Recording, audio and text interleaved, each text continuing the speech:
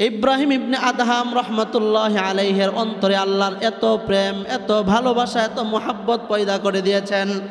বলখের বাদশাহ ইব্রাহিম ইবনে আদহাম রহমতুল্লাহ আলাইহি বলে, না না না না না না, যেই আল্লাহ তাআলা আমাকে স্বর্ণের সিংহাসন থেকে নামিয়ে এই গভীর জঙ্গলের মধ্যে এনেছেন, ও আল্লাহর ওলি, তোমার কাছে আমি বলতে চাই, তোমাকে যেই আল্লাহ তাআলা এই গভীর জঙ্গলের মধ্যে রিজিকের ব্যবস্থা করে দিয়েছেন, আমিও তো সেই আল্লাহ তাআলার জিকিরই করি।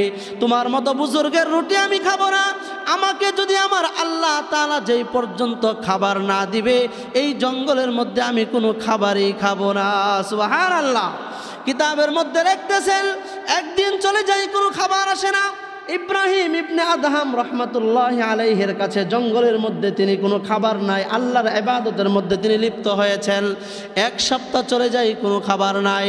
কিতাবের মধ্যে লেখে দীর্ঘ 10 দিন চলে যাওয়ার পরে হঠাৎ করে আসমান থেকে ইব্রাহিম ইবনে আদহাম রহমতুল্লাহ আলাইহির সামনে খাবার উপস্থিত। সুবহানাল্লাহ। এই জন্য বান্দা যদি আল্লাহর সাথে সম্পর্ক লাগাইতে পারে, বান্দা যদি আল্লাহর সাথে মোহাব্বত লাগাইতে পারে, বান্দার রিজিকের অভাব পড়বে না, বান্দার রিজিকের তালাশ করতে হবে না। বান্দা শুধু সামান্য চেষ্টা করবে, এই সামান্য চেষ্টার মধ্যে আল্লাহ তাআলা বান্দাকে তার যেই পরিমাণ রিজিকের দরকার সেই পরিমাণ রিজিক আল্লাহ তাআলা ব্যবস্থা করে দেবেন। সুবহানাল্লাহ। এই বলখের বাদশা ইব্রাহিম ইবনে আদহাম রহমতুল্লাহ আলাইহি তিনি একদিন মসজিদে আকসার মধ্যে আশার নামাজের পরে তিনি নফল নামাজের মধ্যে দাঁড়াইলেন। দাঁড়ানোর পরে ইব্রাহিম ইবনে আদহাম রহমতুল্লাহ আলাইহি শুনতেছেন, তার পিছনে 2 জন মানুষ আছে দাঁড়িয়ে। 2 জন মানুষ দাঁড়িয়ে একজন আরেকজনের কানাকানি বলতেছে, এই যে দেখো, উনি হচ্ছে বলখের বাদশাহ ইব্রাহিম ইবনে আদহাম। উনি আজকে 2 মাস যাবত ইবাদত করতেছেন, উনার কোনো ইবাদত আমার আল্লাহ তাআলার কাছে পছন্দ হয় না, উনার কোনো ইবাদত আমার আল্লাহ তাআলার কাছে পছন্দ হয় না। বলখের বাদশাহ ইব্রাহিম ইবনে আদহামের আজকে 2 মাস যাবত ইবাদতের মধ্যে কোনো ত্রুটি নাই, ইবাদতের মধ্যে কোনো কমতি নাই। এত এত ইবাদত করার পরেও ইব্রাহিম ইবনে আদহামের কোনো ইবাদত আল্লাহ তাআলার আসমান পর্যন্ত ওঠে না। এক ফেরেশতা আরেক ফেরেশতার কাছে এই কথাটা বলতেছে, আর ইব্রাহিম ইবনে আদহাম রহমতুল্লাহ আলাইহি তিনি নামাজের মধ্যে দাঁড়িয়ে কথা শুনতেছেন। অপর একজন ফেরেশতা বলতেছেন, ভাই কেন? উনি তো জগৎ বিখ্যাত একজন ওলি, বাদশাহী ছেড়ে জঙ্গলে গিয়ে আল্লাহ তাআলার ওলি হয়েছেন, কেন আজকে 2 মাস পর্যন্ত ওনার ইবাদত আল্লাহ তাআলার আসমানে যায় না? কারণটা জানতে চাই। এই ফেরেশতা বলতেছে, ভাই ইব্রাহিম ইবনে আদহাম রহমতুল্লাহ আলাইহি আজ থেকে 2 মাস আগে তিনি মসজিদে আকসা থেকে হজ করার জন্য বাইতুল্লাহ গিয়েছেন। বাইতুল্লাহ যাওয়ার পরে ইব্রাহিম ইবনে আদহাম রহমতুল্লাহ আলাইহি হজের কাজ কাম শেষ করার পরে তিনি আবার মসজিদে আকসায় চলে আসবেন। চলে আসার পরে উনি ইচ্ছা করলেন, এত লম্বা সফর বাইতুল্লাহ থেকে মসজিদে আকসা, প্রায় 2 মাসের রাস্তা, আমাকে তো হেঁটে হেঁটে যেতে হবে, এত লম্বা সময় হেঁটে হেঁটে যেতে পারবো না। যদি যেতেই হয় তাহলে এই বাইতুল্লাহ থেকে কিছু খেজুর কিনে নিয়ে আমি রাস্তা দিয়ে হাঁটবো। তাহলে আমি কি করব? রাস্তা দিয়ে হাঁটবো, জিকির করব। যখন আমার ক্ষুধা লাগে তো আমার ব্যাগে থাকবে পানি আর সাথে থাকবে খেজুর, এই খেজুর খাবো, পানি খাবো, আর হেঁটে হেঁটে আল্লাহর জিকির করতে করতে আমি মসজিদে আকসার মধ্যে চলে যাব। এটা ইচ্ছা করেছেন ইব্রাহিম ইবনে আদহাম। ওই একজন ফেরেশতা আর একজন ফেরেশতাকে বলতেছে, উনি এটা ইচ্ছা করে এক ব্যক্তির দোকান থেকে বাইতুল্লাহ শরীফ থেকে 1 কেজি খেজুর কিনেছে। কয় কেজি? 1 কেজি খেজুর কেনার পরে 1 কেজিতে 2টা খেজুর তার সামনেই বেশি উঠেছে। এই 2টা খেজুর ইব্রাহিম ইবনে আদহাম রহমতুল্লাহ আলাইহি তার ব্যাগ থেকে ওই ব্যক্তির দোকানে দেয় না। কয়টা খেজুর কিনছে? 1 কেজি, কিন্তু 1 কেজির মধ্যে পরিমাপে 2টা খেজুর বেশি আইছে। বান্দার হক লক্ষ্য করবেন, বান্দার হক কাকে বলে? 1 কেজি খেজুর কিনছে ইব্রাহিম ইবনে আদহাম রহমতুল্লাহ আলাইহি, ওইখান থেকে 2টা খেজুর তার ব্যাগের মধ্যে বেশি উঠছে। এই 2টা খেজুর সে জানা সত্ত্বেও ওই মালিকের কাছে ফেরত দেয় না। ফেরত না দেওয়ার কারণে ফেরেশতা একজন আরেকজনকে বলতেছে যে 2টা খেজুর ফেরত না দেওয়ার কারণে 2 মাস পথ অতিক্রম করে সে মসজিদে আকসার মধ্যে আবার চলে এসেছে। আমল তো করতেছে 2 মাস ধরে, কিন্তু বান্দার হক নষ্ট করার কারণে আজকে 2 মাস যাবৎ তার কোনো ইবাদত আমার আল্লাহ তাআলার কাছে কবুল হয় না, কোনো কবুল হয় না। এখন চিন্তা করেন, বান্দার হক মাত্র খেজুর কয়টা? খেজুর কয়টা? 2টা খেজুর আরেক ব্যক্তির দোকান থেকে ফেরত না দেওয়ার কারণে যদি ইব্রাহিম ইবনে আদহাম রহমতুল্লাহ আলাইহের 2 মাসের কোনো আমল আমার আল্লাহ তাআলার আসমানে না যায়, আমি আর আপনি এখন চিন্তা করি জীবনে মানুষের হক কত নষ্ট করেছি, কত অন্যায়ভাবে মানুষকে আঘাত করেছি, কত অন্যায়ভাবে আমার 2টা জবান দিয়ে মানুষকে গালি দিয়েছি, মানুষের হক কত জেনে কত না জেনে মানুষের হক নষ্ট করেছি। এমন মানুষ আছে না? কথা বলেন, আছে না নাই? মানুষের হক নষ্ট করে এমন মানুষ আছে না নাই? আমি আপনাদেরকে বলতে চাই কথাটা, যে যারা মানুষের হক নষ্ট করেছেন, যারা জেনে অথবা না জেনে অন্যায়ভাবে মানুষের হক নষ্ট করেছেন, যেই পর্যন্ত যার হক নষ্ট করেছেন ওই ব্যক্তি আপনাকে ক্ষমা না করবে, আমার আল্লাহও আপনাকে ক্ষমা করবে না। নাউজুবিল্লাহ বলেন, আরো জোরে বলেন নাউজুবিল্লাহ। এই জন্য যেহেতু কথাটা আসছে, মাসলাটা প্রথমেই বলে নেই, যারা আমরা মানুষের হক নষ্ট করেছি, মানুষকে অন্যায়ভাবে আঘাত করেছি, মানুষের হক নষ্ট করেছি, মানুষকে কষ্ট দিয়েছি, যাকে আমরা কষ্ট দিয়েছি হয়তো যদি দুনিয়াতে জীবিত থাকে তার কাছে আমি মাপ চাবো, আর যদি সে জীবিত না থাকে তার সন্তান সন্ততি যারা আছে তার কাছে মাপ চেয়ে আল্লাহ তাআলার সামনে যদি আমরা যাইতে পারি, এটাই হবে আসল সফলতা। বলেন সুবহানাল্লাহ। যখন ফেরেশতারা একজন আরেকজন এই কথাটা বলা বলি করতেছে, ওনার 2 মাস যাবৎ কোনো আমল আল্লাহ তাআলার আসমানে পৌঁছে না, কারণ ইনি মক্কার একজন ব্যবসায়ীকের কাছ থেকে 1 কেজি খেজুর ক্রয় করেছে। খেজুর কেনার পরে তার কাগজের মধ্যে 2টা খেজুর, বেশি কিন্তু খেজুর 2টা দেয় নাই। সে ওই ব্যবসায়ীর হক নষ্ট করেছে, হক নষ্ট করেছে। আমাদের দেশেও এমন মানুষের অভাব নাই। আমি যদি বাদাম কিনতে চাই, 1 পোয়া 250 গ্রাম বাদাম যদি আমি দোকান থেকে কিনতে চাই, ওই ব্যক্তিকে বলি, ব্যবসায়ী রে ভাই তুমি 250 গ্রাম বাদাম দাও। উনি 250 গ্রাম বাদাম মাপতে মাপতে আমি কিন্তু 100 গ্রাম খারই খাইতেছি। কথা কন ঠিক কিনা? আরো জোরে কন ঠিক না বে ঠিক? ওনারা বলতেছি ভাই 250 গ্রাম বাদাম দেন, 250 গ্রাম চুনাপুর দেন। তো উনি 250 গ্রাম মাপতেছে, আমি কি করতেছি, খারইয়া ওনার বস্তা থেকে একটা করে খুলতাছে আর খাইতাছি, খুলতাছে আর খাইতাছি। অন্তত পক্ষে কিন্তু 250 গ্রাম দিতে দিতে আমি খারইয়া 50 গ্রাম খাইয়াছি। এমন আছে না নাই? এটা কার হক? এই যে খাইলেন, ওনার কি অনুমতি আছে? আপনি যে খাইলেন অনুমতি আছে? আপনি যদি নামাজ পড়তে পড়তে সেজদা দিতে দিতে কপালে দাগ পড়ে, বান্দার হক যতক্ষণ পর্যন্ত বান্দা না মাফ করবে আমার আল্লাহ মাফ করবে না।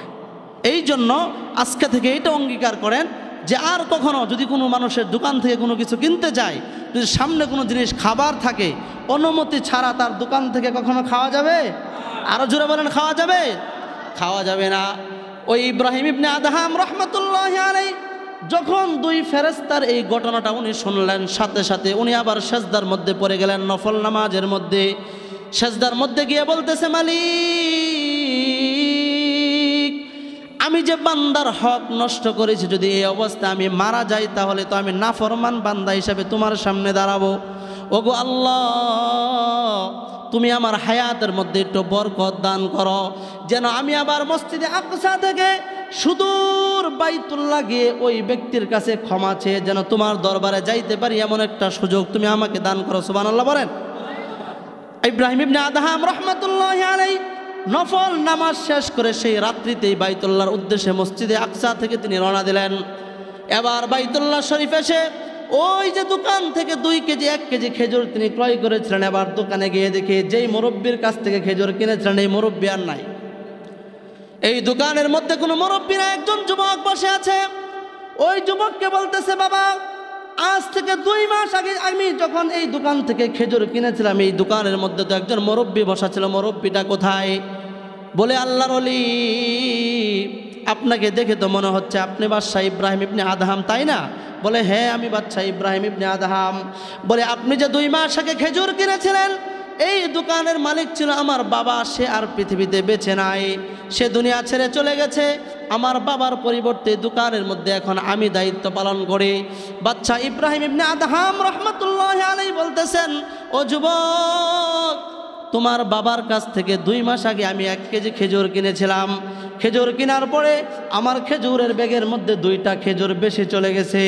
এই 2টা খেজুর জানা শোনায় তোমার বাবাকে আমি ফেরত দেই নাই, তুমি এটা আমাকে মাফ করে দাও।